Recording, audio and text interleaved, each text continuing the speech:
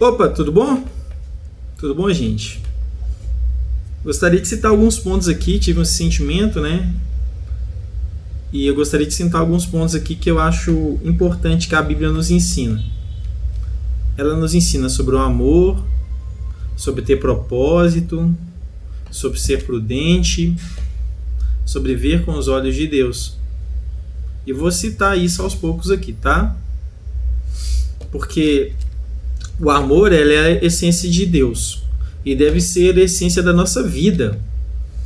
Jesus resumiu toda a lei dos profetas em 2 mandamentos: amar a Deus sobre todas as coisas e amar o próximo como a si mesmo. Está lá em Mateus 22, 37 e 39.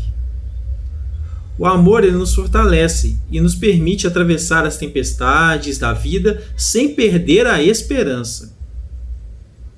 Paulo mesmo disse: ainda que eu falasse a língua dos homens e dos anjos, e se não tivesse amor, seria como um metal que soa ou como um sino que tine.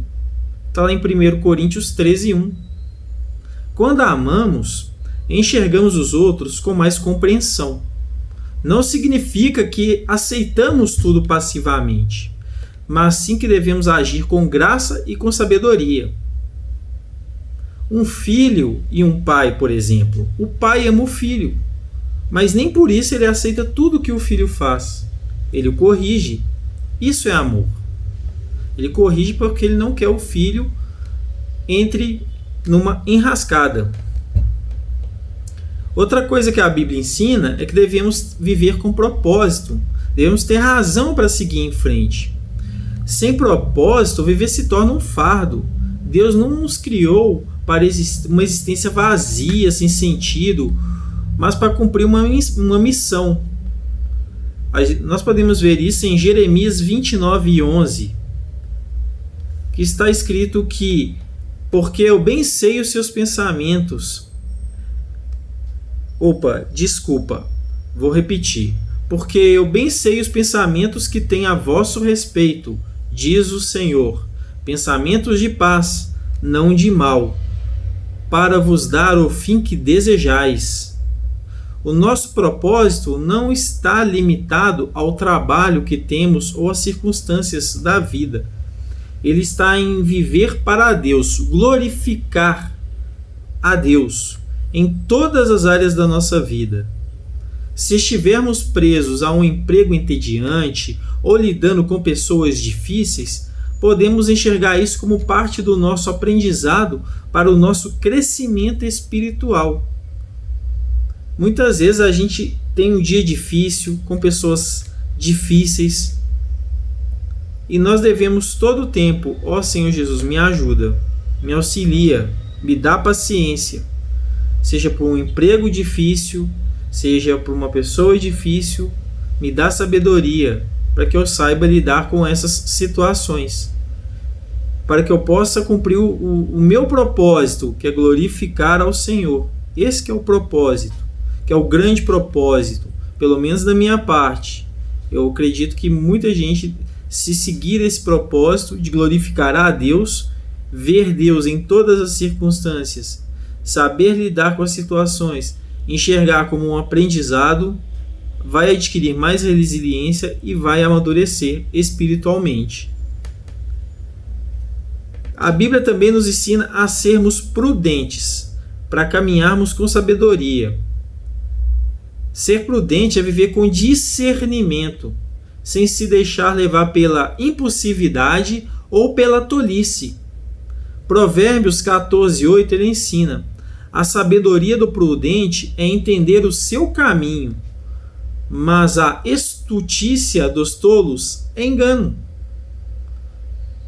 Estutícia é a lei de Gerson. É o famoso malandro. Ele acha que ele está sendo esperto, mas é por engano. Jesus também nos advertiu sobre a necessidade de sermos prudentes como serpentes e simples como pombas. Está lá em Mateus 10,16. Isso significa que devemos agir com a inteligência sem perder a inocência. Precisamos evitar a amargura e a vingança. mas também não ser ingênuos diante do mal. Muitas vezes a gente vê crimes no jornal, injustiças acontecendo, mas não devemos ter espírito de vingança, porque o espírito de vingança corrói, e de ódio corrói quem tem ele, e não a outra pessoa. Devemos perdoar, seguir em frente, para não atrapalhar a nossa própria vida. A Bíblia também nos ensina a ver com os olhos de Deus. Olhar a vida com os olhos de Deus nos permite enxergar além das aparências. Onde vemos dificuldade, Deus vê crescimento. Onde vemos injustiça, Ele vê uma oportunidade de exercermos a fé. Em 2 Coríntios 4,18, Ele nos exorta: nós não atentamos nas coisas que se veem, mas nas coisas que não se veem, ou seja, no reino espiritual. Porque as coisas que se veem são temporais. Tudo que está passando aqui, na minha geração, na minha época, vai acabar. Tudo da geração da época do meu pai, do meu avô, muitas coisas já acabaram. E muitas coisas ainda há de vir. As coisas materiais, elas vão passar. Mas as coisas espirituais, elas são eternas. Quando enfrentamos dias difíceis, precisamos lembrar que Deus é que está no controle. Ele não nos prometeu vida fácil, mas nos prometeu sua presença e força para seguir em frente. A vida, ela pode ser dura, gente, mas não precisamos caminhar sem esperança. Se amamos, encontramos força. Se temos propósito, encontramos direção. Se somos prudentes, evitamos armadilhas. Se vemos com os olhos de Deus, vivemos com esperança, porque somos estrangeiros nessa terra. Jesus mesmo disse isso, que cada dia nós enxerguemos como uma oportunidade de fazer a diferença, de viver com alegria em meio a adversidades.